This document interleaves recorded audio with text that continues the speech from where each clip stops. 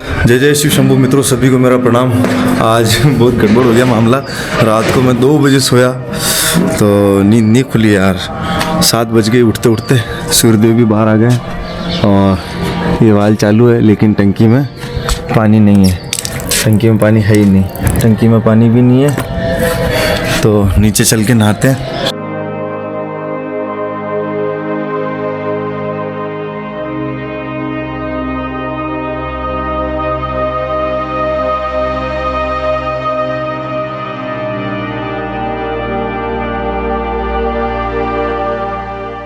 तो दोस्तों, इस मंदिर पर आने वाले श्रद्धालुओं के लिए पीछे से गेट खुला रहता है, तो हम भी आज उधर से अपनी बाइक लेके यहाँ आ गए हैं। बाइक में यहाँ रख दिया, अब चलते हैं। आज थोड़ा गड़बड़ हो गया मामला। रात को एडिटिंग कर रहा था तो 1:30-2 बजे सोया मैं, इसलिए नींद जो है खुली, लेकिन मुझे महसूस नहीं हो रहा था कि मतलब बहुत अजीब लग रहा था, तो सो गया मैं, पता नहीं क्या हुआ। तो वापस उसके बाद नींद 7 बजे खुली। उसका चक्कर पड़ गया। चल के हम सीधा चांटिंग करेंगे आधा घंटा, ठीक है दोस्तों। सबसे पहले चबूतरा साफ कर देते हैं, बहुत ज़्यादा पत्ते हो रहे हैं, देखो सब जगह। दोस्तों, सबसे पहले हम आधा घंटा चांटिंग करेंगे, ठीक है ना। माला जप करेंगे आधा घंटा, एकदम साइलेंट, आँख बंद करके आगे चक्र को देखते हुए।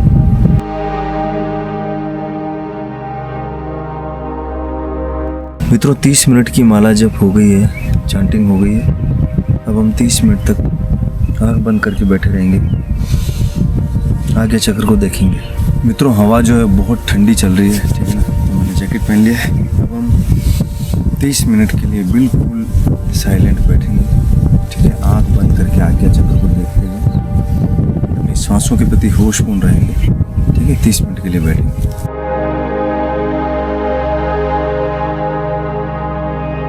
मित्रों, 30 मिनट तक हम आज्ञा चक्र पे रहे और अपनी श्वासों को देखते रहे। सारा खेल ही सांस का है मित्रों।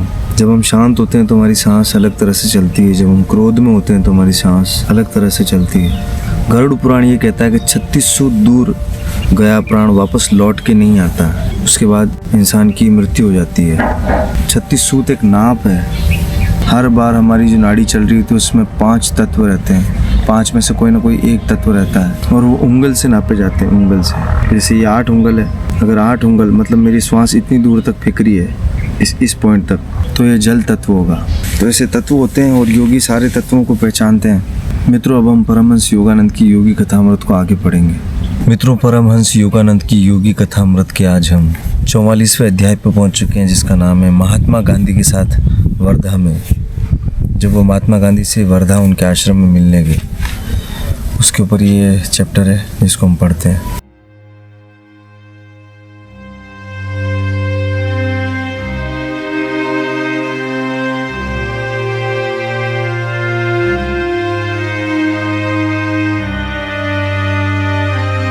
मित्रों, परमहंस योगानंद की योगी कथामृत के आज के अध्याय महात्मा गांधी के साथ वर्धा में हमने पढ़ा। गांधी जी ने हजारों विषयों पर सुंदरता के साथ लिखा है। प्रार्थना के बारे में उन्होंने कहा है, ये हमें याद दिलाती है कि ईश्वर के सहारे के बिना हम असहाय हैं। प्रार्थना के बिना कोई मानवीय प्रयास पूर्ण नहीं होता। योगानंद जी कहते हैं कि गांधी जी ने अपने वैवाहिक जीवन के काफी प्रारंभ में ही अपरिग्रह का व्रत ले लिया था। उनकी वार्षिक आय जो थी वो 60,000 से अधिक थी। उन्होंने अपनी सालाना वार्षिक 60,000 रुपए से अधिक आय देने वाली वकालत छोड़कर अपनी सारी संपत्ति गरीबों में बांट दी थी। श्री युक्तेश्वर जी संसार त्याग की सामान्यतः देखने आने वाली अल्प धारणाओं पर कभी कभी व्यंग्य किया करते थे। वे कहते थे कि भिखारी संपत्ति का त्याग नहीं कर सकता। यदि कोई मनुष्य विलाप करता है कि मेरा धंधा डूब गया, पत्नी मुझे छोड़कर चली गई, अब मैं संसार त्याग कर आश्रम में चला जाता हूँ, तो किस संसार त्याग की वे बात कर रहा है? उसने किसी संपत्ति और प्रेम का त्याग नहीं किया, बल्कि संपत्ति और प्रेम ने उसका त्याग कर दिया है, तो उसका ये त्याग झूठा है।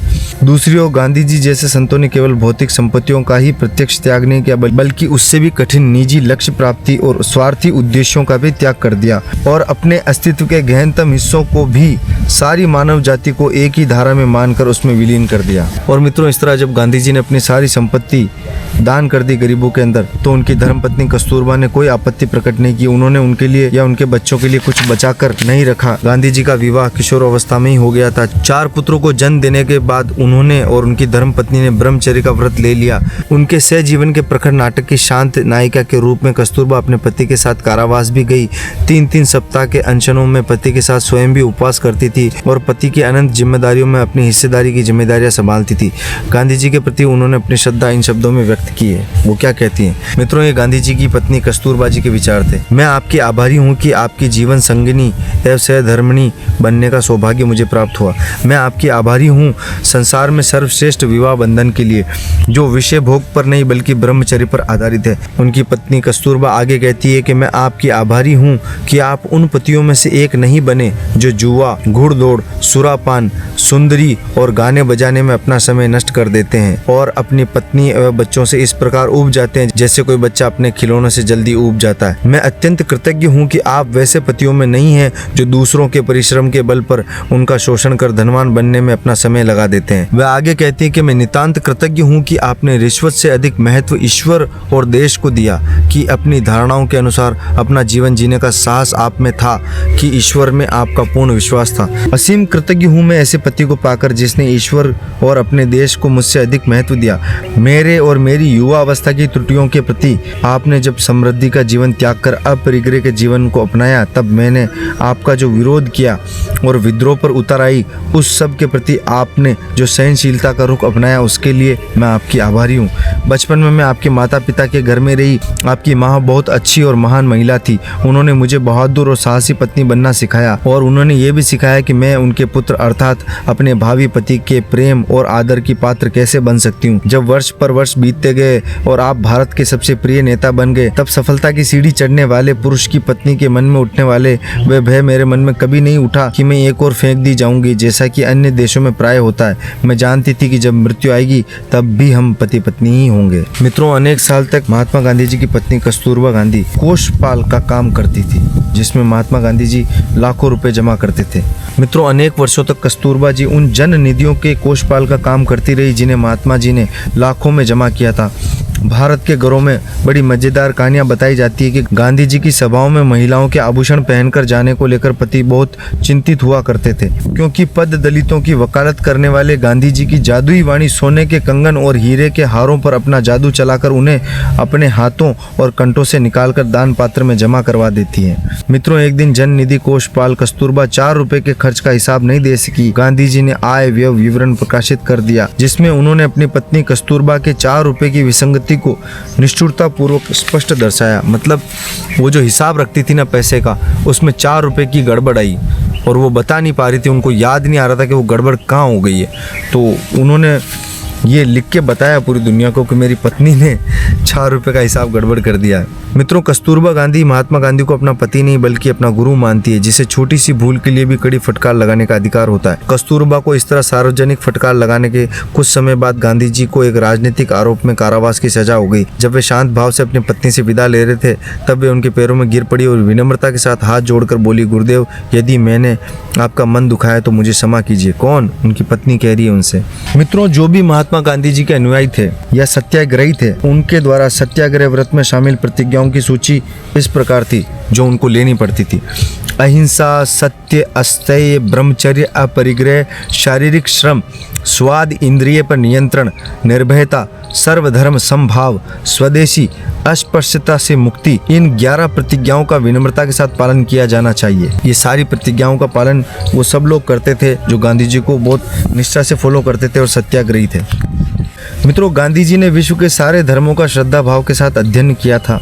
जैन शास्त्र, बाइबल, कुरान, न्यू टेस्टामेंट और टॉलस्टॉय का समाज शास्त्रीय साहित्य गांधी जी के अहिंसा सिद्धांत के मुख्य प्रेरणा स्रोत हैं। उन्होंने अपने विश्वास के बारे में इस प्रकार लिखा है। गांधी जी कहते हैं कि मैं बाइबल, कुरान और जैन अवस्था जो है वो मित्रों ईसा पूर्व 1000 वर्ष के लगभग झरतुस्त्र द्वारा पर्शिया को दिया गया एक पवित्र धर्म ग्रंथ था, जिसके बारे में वो कह रहे हैं। को वेदों के समान ही ईश्वर प्रेरित मानता हूँ। मैं गुरु परंपरा में विश्वास करता हूँ, परंतु इस युग में लाखों लोगों को गुरु के बिना ही काम चलाना पड़ेगा, क्योंकि किसी एक व्यक्ति में परिपूर्ण पवित्रता और परिपूर्ण ज्ञान का संयोग मिलना दुर्लभ है। ये सब गांधी जी के विचार है। परंतु मनुष्य को ये सोचकर निराश होने की आवश्यकता नहीं कि वह अपने धर्म के सत्य को कभी जान नहीं पाएगा, क्योंकि हिंदू धर्म के और सभी महान धर्मों के मूल सिद्धांत अपरिवर्तनीय और सहज समझने योग्य हैं। प्रत्येक हिंदू की भांति मैं भी ईश्वर और उसके एकत्व में, पुनर्जन्म और मुक्ति में विश्वास करता हूँ। अपनी पत्नी के प्रति भावनाओं के समान ही हिंदुत्व के प्रति अपनी भावना का भी मैं वर्णन नहीं कर सकता। मेरे मन को जिस तरह से मेरी पत्नी प्रभावित कर सकती है, उस तरह संसार की अन्य कोई नारी कभी नहीं कर सकती। ऐसा नहीं कि उसमें कोई दोष नहीं, बल्कि मैं तो ये भी कहूँगा कि मैं उसमें जितने दोष देख पाता हूँ उससे भी कहीं अधिक दोष उसमें होंगे, परंतु उसके प्रति एक अटूट बंधन का भाव मेरे मन में है। गांधी जी आगे कहते हैं कि हिंदुत्व के प्रति और हिंदुत्व के बारे में भी ऐसा ही भाव मेरे मन में है। उसमें चाहे कितने ही दोष हों और कितनी ही त्रुटियां हों, गीता पाठ के या तुलसी रामायण के संगीत जैसा आनंद मुझे और किसी भी बात में नहीं मिलता। जब जब मुझे ऐसा लगा कि मैं अपनी अंतिम श्वास ले रहा हूँ, तब गीता ही मेरा आधार थी। गांधी जी आगे कहते हैं कि हिंदू धर्म अन्य मार्गी धर्म नहीं, इसमें संसार के सभी प्रेरित पैगंबरों और संत महात्माओं की पूजा के लिए जगह है। सामान्य अर्थ में ये मिशनरी धर्म नहीं है। बेशक इसने अनेकानेक जनजाति, वंश, कुल, परंतु ये समाने की प्रक्रिया कर्म विकास की प्रक्रिया के अंतर्गत अनजाने में संपन्न हुई है।